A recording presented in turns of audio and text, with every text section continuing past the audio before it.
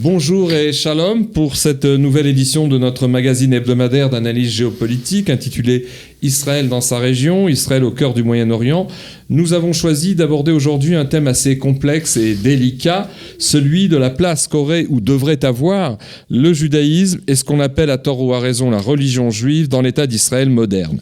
Un sujet en forme de véritable serpent de mer qui se trouve au carrefour de toutes sortes de débats et polémiques très actuels dans notre pays, que ce soit à propos de la nouvelle loi sur la conscription dans Tsahal, ou encore de cet autre projet de loi finalement voté par la Knesset définissant Israël comme l'État-nation du peuple juif, ou bien encore ces accusations réitérées de certains politiciens laïcs très militants comme Avigdor Lieberman, le chef du parti russophone Israël Beitenu, qui incrimine à longueur de journée les formations orthodoxes siégeant dans la coalition de droite de Binyamin Netanyahou de vouloir créer en Israël ce que Lieberman, je cite, appelle un État de la halacha, à savoir un pays qui ne serait régi que par les dispositions et préceptes de la seule loi juive. Alors, 4 références et précisions avant de débattre de ce sujet avec notre invité de cette semaine. D'abord, au plan historique, il faut rappeler à nos auditeurs que le mouvement sioniste, surtout dans le sillage de l'époque de son fondateur, le fameux journaliste viennois Theodor Herzl, fut presque entièrement un mouvement national juif laïque, parfois même assez anti-religieux, qui s'était fixé comme but la création d'un foyer national juif en terre d'Israël. Et ce, non pas pour devenir, comme le dit la Bible hébraïque, une nation de prêtres et une lumière pour toutes les nations, en hébreu Mamlechet Kohanim ve Goy Kadosh, Veor la Goïm, mais plutôt simplement comme un refuge vital et un abri sécurisé face aux assauts meurtriers et aux sanglants pogroms à répétition de l'antisémitisme européen et russe de la fin du 19e siècle puis du début du 20e siècle. Deuxième remarque, cela explique sans doute en partie pourquoi David Ben Gurion, le leader charismatique de la guerre de 47-49, qui fut le premier ministre de l'État d'Israël renaissant de ses cendres en 48, puis aussi le premier ministre des années de nouvelles, des premières années de ce tout jeune État, eh bien, c'est pourquoi Ben Gurion imposa alors de manière empirique et pragmatique ce qu'on a appelé le statu quo, à savoir un ensemble de règles définissant les relations entre le monde juif religieux et le secteur largement majoritaire à l'époque des Israéliens dits laïcs. En fait, il ne s'agissait à ce moment-là que d'un accord purement technique et institutionnel passé avec le monde religieux orthodoxe, une sorte de plateforme minimaliste permettant à l'État et la société du jeune Israël de fonctionner, mais qui ne décida ni ne trancha en rien pour tout ce qui concernait les rapports de cet État à la tradition juive et hébraïque. À noter tout de même que dès 1948, en dépit du fait que la plupart de ses dirigeants politiques furent, sauf peut-être Ben Gurion lui-même d'ailleurs, des juifs convaincus au plan de leur laïcisme, eh bien le calendrier national officiel du jeune État a été d'emblée le calendrier hébraïque, avec le Shabbat et les fêtes religieuses juives comme jours officiels de repos pour toute la nation, et surtout avec l'hébreu comme langue nationale officielle. Troisième précision, plus de 71 ans après sa renaissance en terre d'Israël, grâce et au-delà de son incomparable succès dans bien des domaines, souvent cités comme les sciences, la santé, la recherche, le high-tech, l'agriculture, l'éducation et aussi la démographie, l'État d'Israël, ses institutions, tout comme la société israélienne elle-même, continuent de débattre frénétiquement, presque tous les jours, à la fois dans les médias mais aussi dans tous les forums imaginables, sur le rôle que doit justement tenir le patrimoine religieux, tout comme l'héritage juridique, moral et philosophique d'une tradition juive, déjà presque 6 fois millénaire, et le tout dans un pays pas vraiment comme les autres, c'est le moins qu'on puisse dire. Enfin, dernière remarque, il résulte de tout cela qu'Israël, dont la population a évidemment beaucoup changé, évolué depuis 1948, avec notamment une augmentation presque exponentielle de ses citoyens religieux pratiquants ou traditionnalistes à des degrés divers, eh bien, ce pays n'a jamais été et n'est en rien une théocratie, à savoir un type d'État ayant comme fondement institutionnel et idéologique une loi religieuse d'origine exclusivement divine. En l'occurrence, ce serait ici la Torah de Moshe donnée au Sinaï. Et ce, contrairement à ce que prétendent de manière sporadique mais trop insistante certains médias occidentaux à sensation qui insistent sur la Kulturkampf, la guerre culturelle qui existerait prétendument dans l'État d'Israël d'aujourd'hui entre juifs religieux orthodoxes et juifs laïcs. Alors pour parler aujourd'hui de tout cela avec nous, le Rav Chaim Dinovitch. Bonjour Rav Dinovitch. Je rappelle qu'après avoir enseigné la Torah en France et en Belgique, vous êtes venu vous installer en Israël, voilà 3 décennies avec votre famille à Jérusalem. Vous habitez, vous avez créé un cercle d'études, d'abord en français, et puis à présent en hébreu, dans le quartier de Bakat Alpiot. Je rappelle aussi que vous êtes aujourd'hui surtout connu sur les réseaux sociaux et plus particulièrement sur la toile Internet, où voilà une dizaine d'années, vous avez créé un site de cours et d'analyse intitulé, je donne donc l'adresse, w3fois.ravdinovich.tv, un site qui bat toujours aujourd'hui des records de fréquentation dans le monde juif francophone, avec des élèves en Israël, en France, en Europe et aux 4 coins du monde. Alors, pour entamer notre débat, je me permets, de manière un peu, j'allais dire provocatrice et traditionnellement journalistique, de mettre les pieds dans le plat afin de pouvoir entrer sans fioriture et, comme vous le dites souvent même au début de vos cours et conférences, dans le vif du sujet, en vous posant comme première question directe et quasi provocatrice, à vous qui êtes justement Rav et enseignant de Torah, alors faut-il, c'est ça ma question, qu'Israël devienne un État de la Halakha ? Et puis la question subsidiaire, est-ce que c'est là le vrai débat qui nous intéresse ? Écoutez, vous me connaissez, Richard, j'ai l'habitude de répondre à ce genre de questions. Quelques éternités ne nous suffiraient pas pour commencer simplement l'introduction à la réponse. Mais on n'a pas le choix, donc comme vous, je me jette à l'eau. Je vais répondre d'une manière qui est très claire. J'espère qu'elle va être très claire. Notre Torah a été donnée en 2 dimensions. Ce qu'on appelle la Torah écrite, qui est, excusez-moi l'expression, divine, c'est Dieu qui parle et qui, d'une certaine manière, impose la loi. Mais ce n'est pas la Torah écrite qui est devenue la véritable Torah du peuple juif. Comme on le sait, nous, juifs, c'est la Torah orale. La Torah orale, c'est la manière des maîtres d'Israël de comprendre, d'interpréter et de traduire dans des actes la pensée divine. Maintenant, encore une fois, nous vivons depuis des millénaires essentiellement avec la Torah orale, la Torah des maîtres, beaucoup plus qu'avec la Torah écrite. On la connaît, la Torah écrite, mais ce n'est pas elle qui conditionne notre vie en tant que juifs. C'est les enseignements des maîtres d'Israël. Pourquoi ce que je dis est très important ? Parce qu'une Torah qui passe par des hommes doit, avant toute autre chose, permettre à l'homme d'être un modèle de ce qu'il enseigne et de ce qu'il voudrait que l'on fasse. Et là est tout le problème. Je vais vous donner un exemple très très simple. Ça m'arrive des centaines de fois, puisque c'est plus mon public qu'un public déjà convaincu. Mon public est un public de juifs éloignés. Et très souvent, j'ai l'occasion de dire, en vérité, sachez que, bon, à part que quelques exceptions qu'on compte sur les 2 doigts de la main, les juifs ne sont pas contre la Torah. Jamais. Même ceux qui vous diront jamais, jamais, jamais. Les juifs sont contre ceux qui représentent la Torah. C'est-à-dire que lorsque nous n'avons plus de modèle d'hommes qui parlent au nom de la Torah, mais qui peuvent être eux-mêmes des exemples dans leur vie de couple, familiale, sociale, dans tous les aspects de la vie tels que le peuple, dans son sens large, a besoin de voir.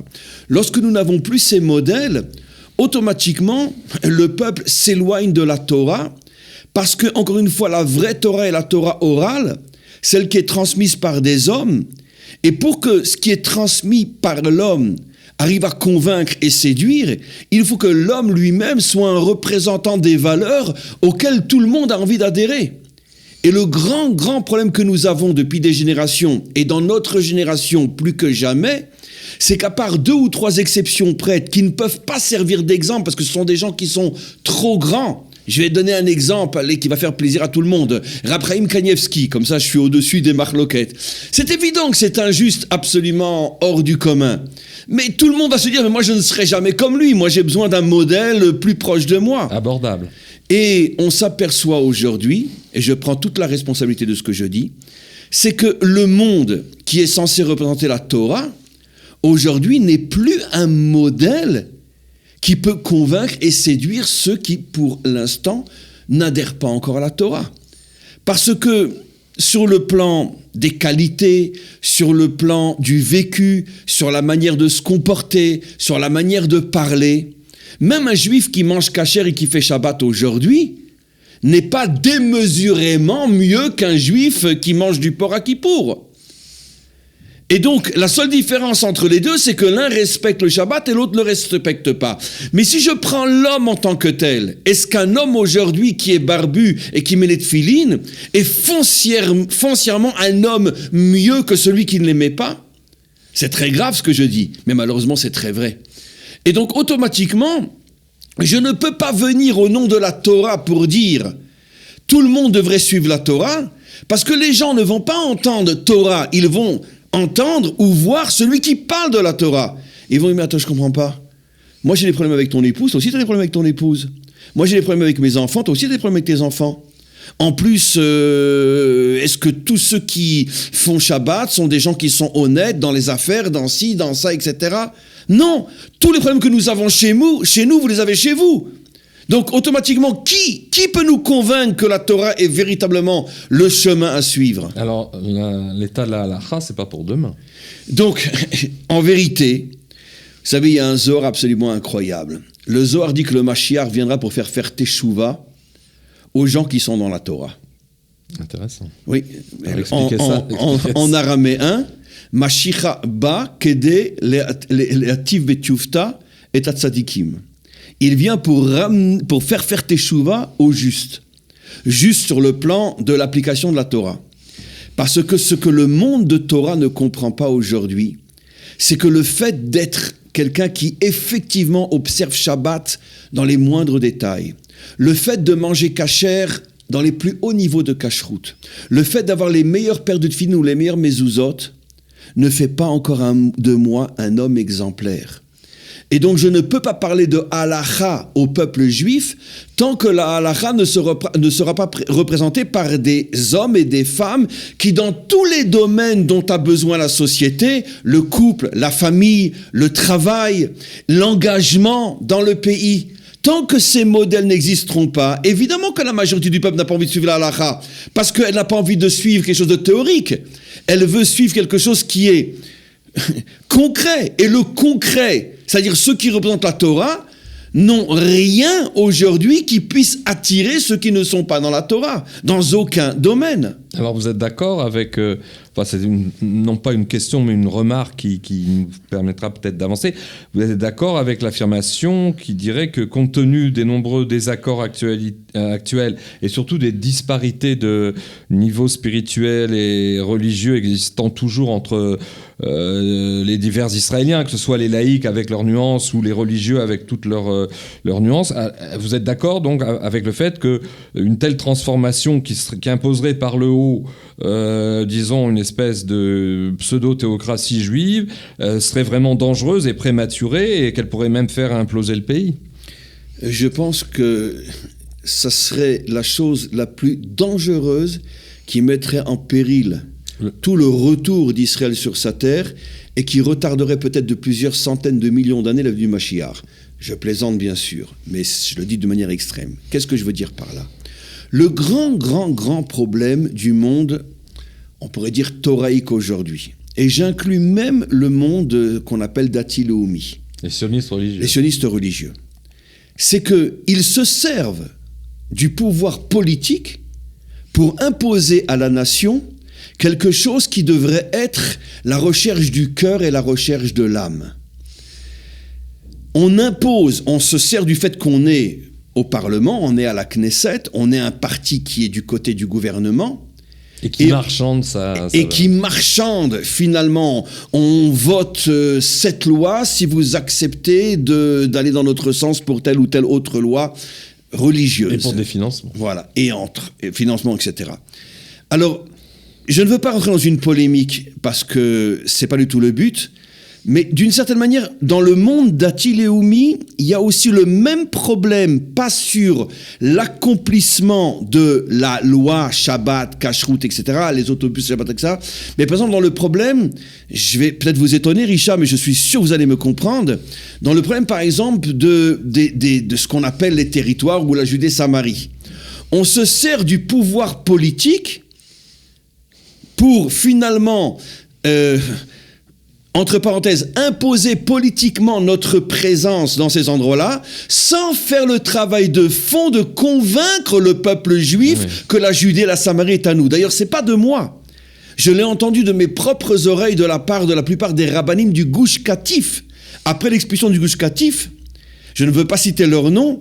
C'était l'été 2005. Voilà. Mais l'un des raves très importants de Neve Dekalim, par exemple, que j'ai entendu de mes propres oreilles, a dit « L'erreur fondamentale que nous avons faite, c'est que nous avons utilisé notre force politique pour nous installer partout où nous voulions nous installer, mais nous n'avons jamais fait le travail de fond de convaincre notre nation que là où nous sommes, c'est là où nous devons être. Nous n'avons utilisé que l'arme politique. » C'est un agenda politique. Voilà. Ce qui veut dire que finalement, le monde sionistes religieux ou le monde ultra-orthodoxe commettent jusqu'à aujourd'hui la même erreur fondamentale, c'est qu'ils font avancer leurs idéaux religieux, les uns la conquête du pays, les autres l'observance de la loi, en utilisant leur pouvoir politique. Et ça, c'est un crime moral qu'il sera très difficile à pardonner parce qu'il crée des dégâts inimaginables dans notre pays. Et des retards dans l'évolution des retards dans l'évolution.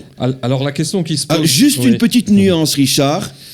En réponse à cette erreur fondamentale, par exemple, que le monde sioniste religieux a compris, après le Gush Katif, ils ont quelque chose d'extraordinaire qui est le Garin Torani. En ville. Ils ont envoyé dans toutes les villes d'Israël des groupes de gens adhérents à cette idéologie religieuse dans toutes les villes d'Israël pour être présents et pour pouvoir parler, pour pouvoir enseigner. Un petit peu comme les Lubavitch font d'envoyer des shlichim, ils ont copié le même modèle. Et ça, c'est quelque chose d'énorme au niveau de la prise de conscience. C'est une révolution dans le monde. C'est une révolution parce qu'ils ont, eux au moins, ils ont accompli, ils ont agi pour réparer leur erreur.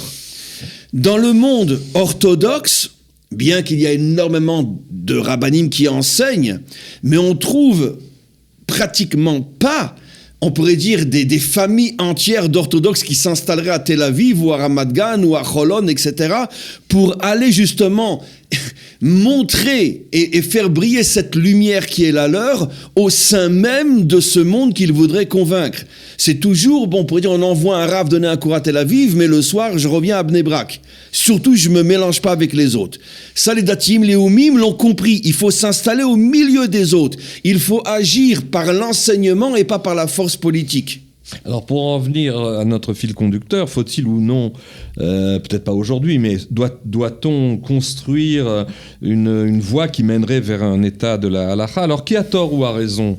Entre d'une part ces partisans donc d'un état de la halakha, peut-être pas pour aujourd'hui, mais pour dans pas longtemps, ce qui reviendrait, je répète, à instaurer de facto une sorte de théocratie juive en Israël, surtout, comme vous le dites, compte tenu de ce que sont aujourd'hui les partis orthodoxes israéliens et leurs dirigeants. Ou alors, est-ce que ceux qui s'opposent fermement à ce genre de transformation qui serait imposée par le haut, eh bien, ce sont peut-être eux qui ont raison? Dans l'état actuel des choses, ceux qui s'y opposent ont raison. Mais je rajoute deux choses. Ceux qui s'y opposent ont raison, mais la raison pour laquelle ils s'y opposent n'est pas une raison fondée sur l'idéal ou sur la peur de devenir un nouvel État turc ou iranien. C'est simplement un agenda politique, comme celui que vous avez cité, etc. Il utilise ça parce que c'est son échelle pour essayer de... Alors que, parenthèse soit faite, quand il était au gouvernement et qu'il siégeait à la Knesset, ses meilleurs amis étaient des religieux auxquels il offrait même des cadeaux d'anniversaire, etc. Et je peux vous dire, je ne le connais pas personnellement, mais j'ai des gens très proches de moi qui le connaissent personnellement, qu'à titre privé, cet homme n'est absolument pas anti-religieux. C'est simplement un agenda politique pour pouvoir avoir des voix, etc. Attirer le vote russe laïque. Voilà, exactement, parce qu'il sait très bien que les Russes laïcs, dans la grande majorité, sont anti-religieux, donc c'est uniquement un agenda politique. Mais lui-même, au contraire, est un homme très respectueux de la Torah. Et ça, je l'ai entendu des gens qui vivent à côté de lui à Nogdim, donc qui sont des élèves à moi. Donc c'est simplement un agenda politique. C'est une instrumentalisation, lui aussi, de son agenda. Exactement, comme le parti X ou Y, je ne citerai pas de nom aujourd'hui, se bat pour que les bus ne fonctionnent pas le Shabbat parce qu'ils ont besoin des voix pour rester à la Knesset. Mais finalement, tout le monde se fiche de tout. Mais malgré tout, je pense encore une fois que la plus grande erreur, c'est d'utiliser l'arme politique pour imposer la Torah du maître du monde sur un peuple, ce que font nos voisins. Et ça, c'est quelque chose de très, très, nos très, voisins très avec grave. le Coran, enfin. Voilà, c'est très, très, très, très grave. Parce que c'est du fanatisme. C'est du fanatisme et c'est tout simplement un abus de pouvoir.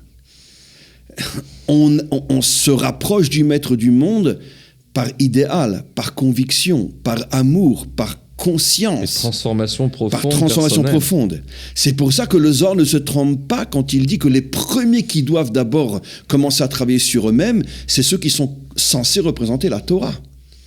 Et dans leur grande majorité, il n'y a strictement aucune différence sur le plan humain, je dis bien, entre un laïc de Tel Aviv et un religieux de Bnei Brak. Sur le plan humain, je ne parle pas sur la pratique. Sur le plan humain, il n'y a aucune... Il y a des gens... Moi, j'enseigne à Tel Aviv, il y a des gens extraordinaires et pourtant qui mangent n'importe quoi. Et il y a des gens mauvais chez eux. Et à Bnei Brak aussi, il y a des gens extraordinaires et il y a des gens mauvais aussi. Ça veut dire que si on fait le pour et le contre, c'est absolument impensable d'imaginer qu'on va trouver plus de gens bien ou plus de gens pas bien d'un côté ou de l'autre. Parce que la grande erreur du monde religieux aujourd'hui, et ça on en parlera peut-être tout à l'heure, c'est qu'il a réduit la Torah à une affaire de culte. Mais il n'y a plus de travail sur l'homme, il n'y a plus de transformation de l'homme. La deuxième erreur, c'est que le monde religieux, à part le monde sioniste dati, mais le monde religieux ne s'implique pas encore suffisamment dans la vie de la nation. Vous pensez à l'armée, aux problèmes sociaux. Bien qu'il y a beaucoup de nuances à apporter, mais quoi qu'il en soit, je veux dire, on trouve, à part, il y a des exceptions bien sûr, et on les connaît, mais la grande majorité des hommes d'affaires, la grande majorité des gens qui sont dans la technologie, dans la science, dans la médecine, ne sont pas des gens qui sont attachés à la Torah. Donc automatiquement, ils ne peuvent pas expliquer au peuple comment on peut être un chirurgien et être un homme de Torah, comment on peut être un homme de science et être un homme de Torah, comment on peut être un officier et être un homme de Torah, parce qu'ils ne sont pas là-bas. Donc automatiquement, ils ne parlent que de culte, et le culte ne peut pas prendre en charge toute la nation. Alors comment vous expliquez que des gens aussi fins... aussi, je dirais, élevés au plan, enfin théoriquement au plan spirituel, n'ont pas compris ou alors ont rejeté cette définition pourtant bien connue de la halakha, au sens même étymologique de la langue hébraïque, qui consiste en un savant dosage destiné, selon la racine même du mot la lechet, halakha, ça veut dire faire avancer le peuple d'Israël. Non seulement comme ça, mais tel qu'il est à tel moment, dans une époque donnée, pour qu'il emprunte de manière sans doute progressive, mature, assumée, en profondeur, et certainement pas plaquée, le chemin, évidemment, salutaire de la sagesse et de la connaissance juive millénaire. Pourquoi n'ont-ils pas cette définition-là de la halakha, et se limite-t-il à une définition instrumentaliste, certains diraient orthopractique, c'est-à-dire technique ? Écoutez, encore une fois, je tiens à préciser que la réponse que je vais donner est très très provocatrice et elle n'est que l'ombre de tout ce que l'on pourrait dire. Donc ne pas prendre ce que je vais dire comme au pied de la lettre. Qu'au pied de la lettre. Mais dans le cas d'une émission comme la nôtre, je pense que malgré tout, dire des choses un petit peu fortes et déstabilisantes, c'est quelque chose qui est important. On n'est pas ici dans une conférence ou dans un cours de Torah.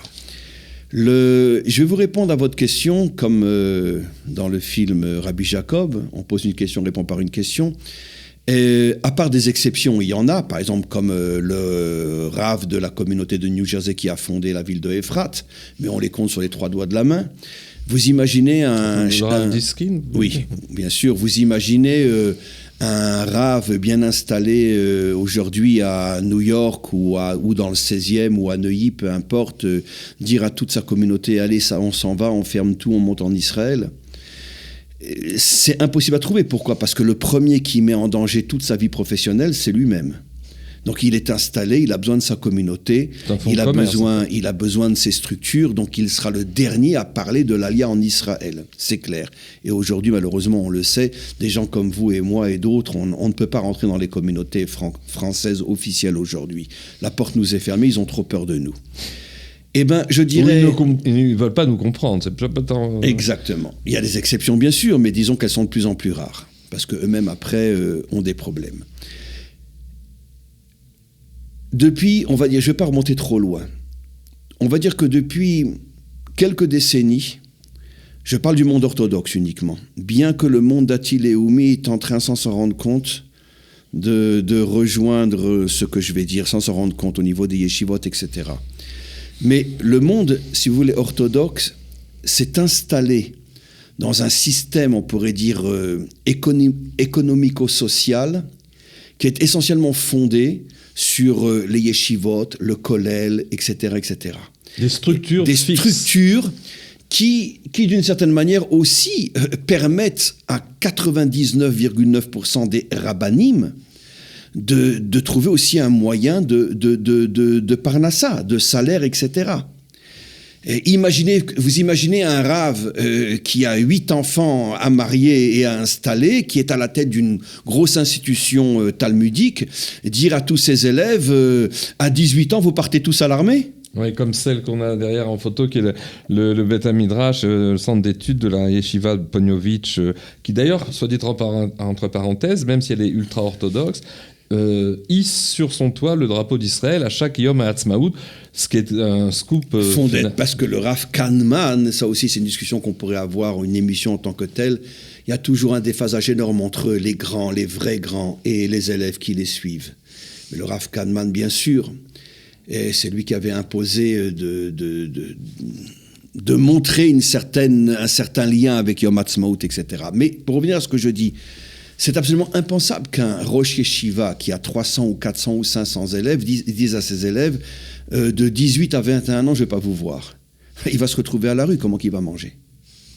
Donc, c'est malheureusement vrai ce que je dis. Depuis des décennies, les structures thoraïques se sont construites sur le fait que des milliers de jeunes ne vont pas travailler, ne vont pas à l'armée, ne s'investissent pas parce que c'est la fin du monde thoraïque. Enfin, d'un monde thoraïque hérité dans ces structures de l'exil. Mais justement, c'est ça le problème, c'est ce que je voulais dire. Le monde Dati Leumi est en train, sans se rendre compte, de faire la même erreur. Aujourd'hui, dans les grandes yeshivot que je ne citerai pas, avec à leur tête des gens extraordinaires, on commence à repousser l'armée de plus en plus, on y va de moins en moins, on ne fait qu'un an ou un an et demi, etc. On s'auto-dorxise. Et même le monde Dati Leumi, sioniste est en train de de devenir orthodoxe. Orthodoxe dans le sens que, qui mieux que moi le sait, parce que j'enseigne à l'armée, et je discute avec eux, et je vois des gens qui sortent du monde sioniste religieux et qui ne font que des fois 8 ou 9 ou 1 an et quelques mois d'armée. Je leur dis, mais comment c'est possible? Il dit, mais parce que j'ai 21 ans, j'ai 22 ans. Je lui dis, d'accord, mais pourquoi t'es pas venu à l'armée à 18 ans? Parce que maintenant, on a la possibilité de repousser. Il y en a de plus en plus. Donc, ce qui veut dire par là que finalement le monde religieux vit sur des structures qui tiennent en otage la jeunesse israélienne religieuse et qui l'empêchent de s'investir dans la nation parce que ça met aussi en cause toutes les structures sur lesquelles vivent 99% des rabbanim aujourd'hui. Des structures surannées. Et d'ailleurs, voilà. Pour aller un peu plus au fond et éclairer sous un autre angle ce dont nous parlons, comment se fait-il que au plan justement des leaders de l'orthodoxie charédite, c'est-à-dire l'ultra-orthodoxie très religieuse de Bnei Brak et d'ailleurs, ou aussi dans certains secteurs du sionisme religieux, on ignore à ce point le mouvement, je veux dire, assez extraordinaire de retour aux sources, pas seulement de la pratique, d'une certaine manière de faire Shabbat, comme on peut le voir à Tel Aviv, mais aussi le retour à l'étude dans toute sa diversité et un retour, une sorte de teshuva, comme on dit en hébreu, qui n'est pas du tout dans des termes conventionnels, c'est-à-dire pas du tout comme on revient à la religion, entre guillemets, à Paris ou à New York, mais comme on le fait en Israël, c'est-à-dire par un intérêt d'étude, par une convivialité. Aujourd'hui, comment se fait-il que ces forteresses religieuses orthodoxes ou même religieuses sionistes n'ont pas compris ce phénomène? D'ailleurs, ce phénomène, je précise, on pourra donner quelques exemples tout à l'heure, il a été mesuré depuis 2 décennies par des enquêtes sociologiques extrêmement précises qui ont montré que, contrairement à ce que disent les grands médias israéliens, évidemment les médias internationaux, la photo, comme on dit en hébreu, c'est-à-dire le rapport des Israéliens au judaïsme est beaucoup plus engagé et beaucoup plus fervent qu'on ne le croit, en voulant montrer de manière sensationnelle à la une de certains journaux telle synagogue attaquée par des laïcs ou des jets de pierre contre des laïcs par des groupes minoritaires le Shabbat. Et donc, comment se fait-il que ces forteresses ignorent des réalités qui sont pourtant mesurées sociologiquement et qui montrent que le peuple d'Israël est en train de revenir à son héritage par-delà tous ces blocages? Écoutez, je vais faire très très vite, Richard. Je commence à répondre à votre question par une histoire vécue. Comme vous le savez, j'enseigne à l'armée, mais la loi israélienne n'autorise à donner des cours à l'armée qu'à des soldats qui sont pratiquants. Ce qui veut dire que c'est encore, heureusement ou malheureusement, peu importe la minorité aujourd'hui, bien qu'il y en a de plus en plus. Mais combien de fois ça m'est arrivé que j'arrive, etc., et que je tombe sur des soldats, entre parenthèses, j'aime pas le mot, ça me rend fou, mais laïcs, et qu'ils viennent vers moi, mais vraiment avec un cœur qui pleure. Et ils viennent et ils me disent, mais Rav, faites quelque chose, pourquoi nous, on n'a pas le droit d'avoir des cours de Torah? Alors la première fois que ça m'est arrivé, je lui ai dit, mais tu n'es pas religieux. Et il me répond, mais qu'est-ce que tu en sais? Parce que j'ai pas une kippa sur la tête, mais que te dis pas que moi aussi j'ai envie d'étudier la Torah? Et combien de fois ça m'est arrivé, d'accord, que je donne un cours de Torah, et je vois des tas, même des jeunes filles, qui viennent et qui me font signe du doigt, je peux m'approcher? Et alors je demande l'autorisation, entre parenthèses, ça vous dérange s'il y a 2 ou 3 jeunes filles qui se mettent dans le coin, etc. Bon, tous répondent évidemment que non. Mais ils viennent écouter. Ça veut dire, c'est pour confirmer ce que vous dites. C'est qu'évidemment, il y a un réveil au niveau de la nation, une soif, et ça n'a plus rien à voir si j'ai une kippa ou j'ai pas une kippa. Maintenant, je vais répondre. Richard, le problème n'est pas nouveau. Le problème a commencé le jour où le monde a été créé, selon le langage biblique. Il y a toujours eu un conflit d'intérêt énorme entre l'établissement, qu'il soit laïque, religieux, politique, etc., l'établissement et le peuple et la nation. L'établissement, pour le pouvoir, l'argent, les honneurs, les prérogatives, a toujours essayé de tout ramener à lui. Et les nations, les peuples ont toujours été étouffés. Et c'est le problème que nous avons aujourd'hui. Il y a un réveil au niveau... Je donnais récemment un cours en hébreu où j'expliquais cette notion-là, que la délivrance ne se fera pas par le haut, mais par le bas. Une véritable révolution qui viendra du peuple et qui fera tomber finalement toutes les barricades de l'établissement. Y compris religieux. Et surtout religieux. Surtout. Parce que c'est le plus grand obstacle à la délivrance. Manitou avait dit une phrase dont il a le secret, vous savez, ces phrases humoristiques. Eh bien, quand le Mashiach viendra, même les rabbins, ils seront sauvés. Même les rabbins seront sauvés. C'est ce que dit le Zohar, que le Mashiach vient pour faire teshuva aux tzadikim, aux justes, entre parenthèses, juste par rapport au culte. Et donc, le problème que nous avons aujourd'hui, c'est que, évidemment, que l'établissement ne peut pas voir d'un bon œil ce réveil populaire non conventionnel, parce qu'ils veulent tout ramener à eux. Parce que c'est le pouvoir, c'est l'argent, c'est tout ce que vous voulez. Le grand problème qu'a ce réveil populaire, c'est qu'il n'a pas suffisamment de gens à leur côté qui ne font pas partie de l'établissement et qui vont les aider à progresser sans rentrer dans des structures. Je raconte toujours cette histoire, mais qui est tellement symbolique de votre question. Ces 2 rabbinim qui s'occupent de ramener les gens à la Torah, qui se rencontrent et qui discutent. Il y en a un qui dit « Oh, tu sais pas ce qui m'est arrivé la semaine dernière, je suis arrivé, tu te rends compte, un pilote de chasse israélien, je suis arrivé à le sortir de l'armée, à le rentrer dans un kollel. » C'est-à-dire un endroit où on étudie toute la journée. Tu te rends compte ce que j'ai fait? L'autre, il dit, mais tu sais pas ce que moi j'ai fait la semaine dernière? Je suis arrivé à convaincre un pilote de chasse de faire rentrer un livre de Torah dans son avion. Oui, c'est 2 directions bien opposées. Et c'est ça le problème, c'est qu'aujourd'hui, le monde de la Torah ne rentre pas dans les structures de la nation. Il sort les gens de ces structures-là pour les amener à étudier la Torah ou devenir religieux, etc. Mais personne ne s'occupe vraiment de transformer les structures de la nation pour qu'elles puissent devenir des réceptacles qui adhèrent à la Torah.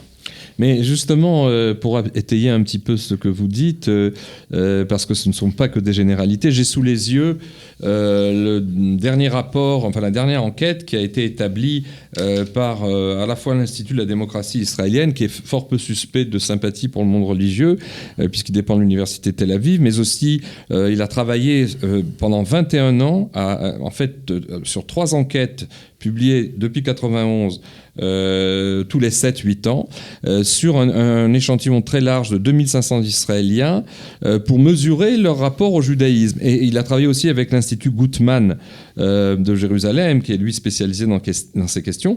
Et en 91, 99 et 2009, on attend d'ailleurs la dernière livraison ces jours-ci pour la 4e enquête. Ils ont mesuré donc le degré d'engagement des Israéliens par rapport aux différents aspects de la vie juive. Alors je ne peux pas citer tous les chiffres, mais c'est extrêmement rafraîchissant de lire les résultats qui sont publiés à chaque fois dans un document de 100 pages, qui sont assez sérieusement établis. Et ça s'intitule, ces études, les Juifs israéliens et leur rapport à la judéité. Donc 3 enquêtes, dont voici les résultats de la dernière de 2009-2010. Je cite en vrac. Comportement face aux pratiques juives traditionnelles. Circoncision. Combien d'Israéliens font la circoncision ? 94%. La bar mitzvah, 91%. La bat mitzvah pour les filles, 83%. Marié par un rabbin, 80%. La shiva, la semaine de deuil, Dieu nous en préserve, 92%. Enterrement juif, 86%. Le kiddush le kaddish, avec des proches, 90%. Autre angle du rapport à la pratique, c'est l'observance des fêtes du calendrier juif. Je disais tout à l'heure que le calendrier a été le calendrier hébraïque. Yom Kippour, 70%. Les bougies à Hanouka, 82%. C'est d'ailleurs la fête la plus populaire. Lire la Megillah d'Esther pour Purim, 36%.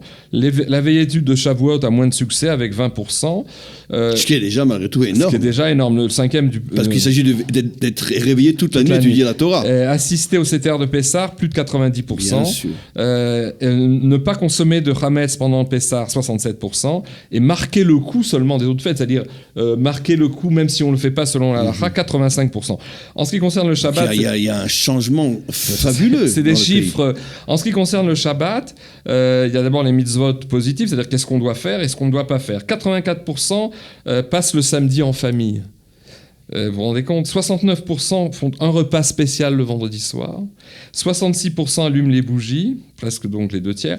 60% font le kiddush le vendredi soir. Et en ce qui concerne les mitzvot négatives, c'est-à-dire ce dont on doit se retenir, il y a quand même 65% qui regardent la télé, 52% qui surfent sur Internet, c'est-à-dire qu'en fait que 1 sur 2 seulement, et 1 tiers, 37% qui font des activités sportives, 29% qui mangent à l'extérieur, 1 tiers, et 16% seulement qui font du shopping, et 11% seulement qui travaillent. 90% d'Israéliens ne travaillent pas le Shabbat.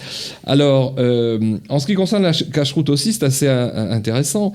72%, plus des 2 tiers des Israéliens ne mangent jamais de porc. 76% mangent cachère à la maison, c'est-à-dire les 3 quarts.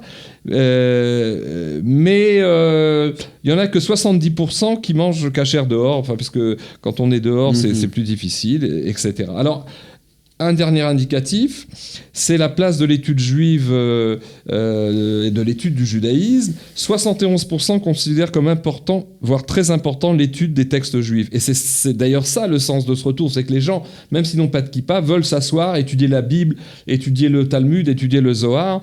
Et c'est ce phénomène, ce qu'on appelle les yeshivot laïques, ou des lieux d'études qui sont de véritables forums, où il y en a à peu près une centaine dans le pays. C'est un phénomène hallucinant, où étudient des gens d'horizons très différents.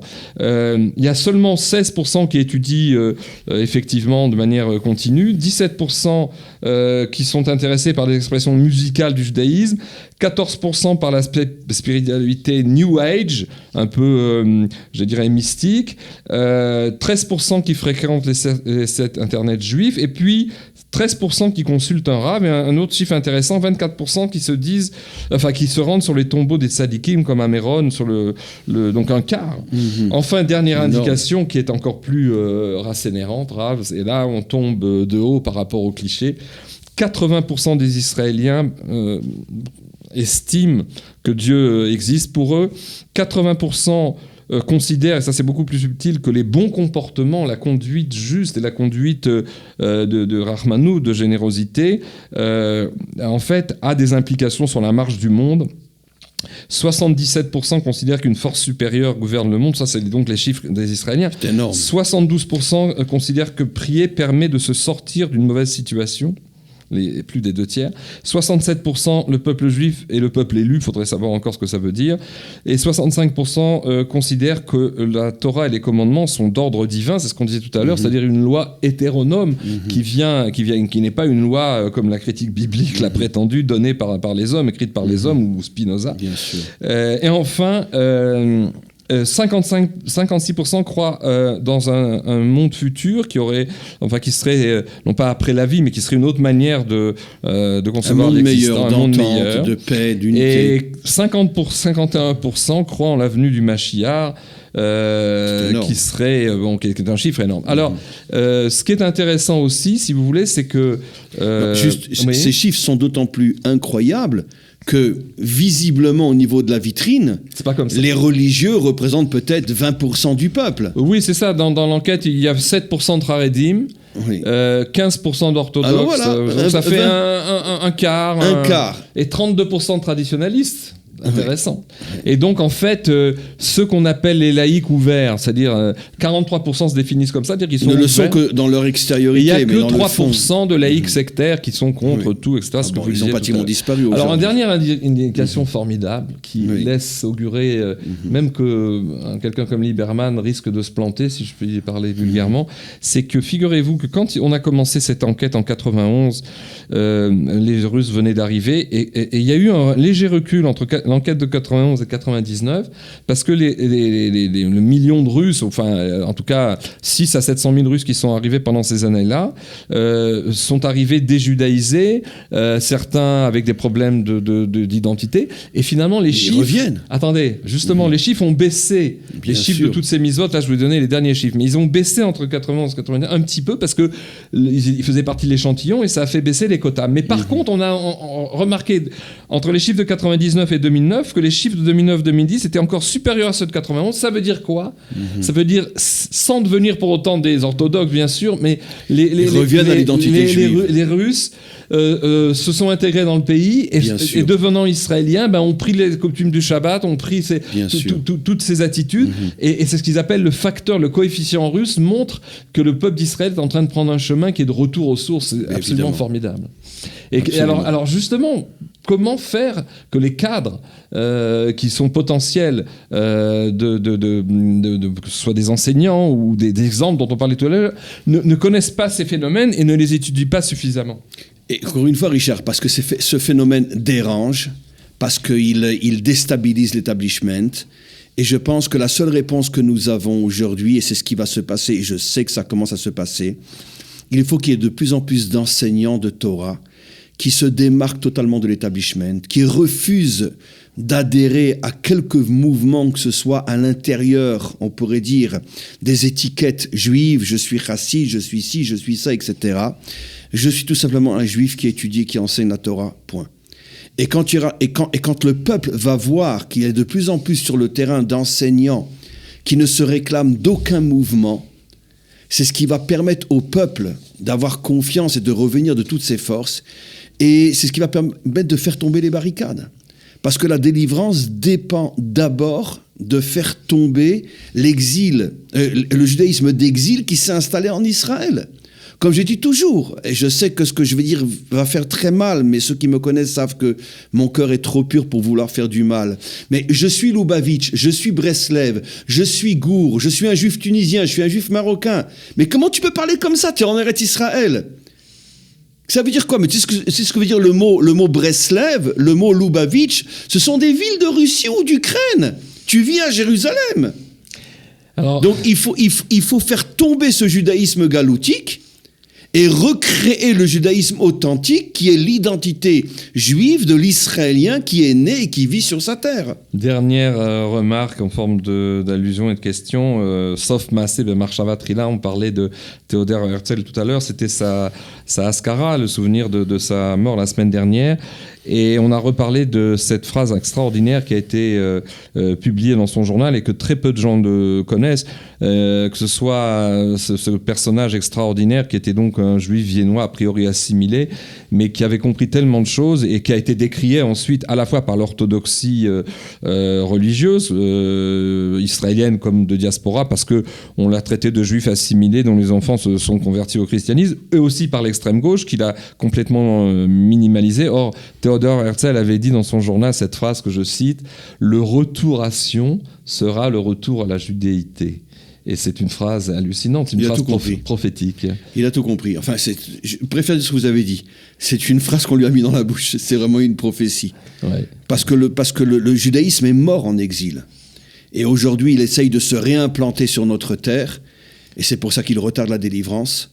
Et quand on arriverait à une situation où, quand on demanderait à un juif qui tu es, et qu'il répondra tout simplement « je suis israélien » ou « je suis juif », à ce moment-là, le Mashiach se dévoilera. Vous me faites penser, puisqu'on arrive au terme de notre émission, à ce slogan qui était apparu pendant la période d'Oslo, la période difficile, non pas de guerre civile, Dieu nous en préserve, mais d'opposition sur l'avenir de la terre d'Israël, après les accords d'Oslo. Il y avait eu le sticker bien connu à Golan, le peuple avec le Golan, mais il y avait un autre sticker moins connu, mais qui est exactement au centre de notre révélation, qui disait, alors, je vais dire en hébreu, après je traduirai, à Manigim Chalashim, Avalaam Chazak, c'est-à-dire les dirigeants politiques, religieux, peu importe, tous les dirigeants, la hiérarchie élitiste, l'élite du pays est prisonnière de ces schémas, elle est faible donc, mais le peuple est fort, et c'est ça qui va donner la direction des années qui viennent.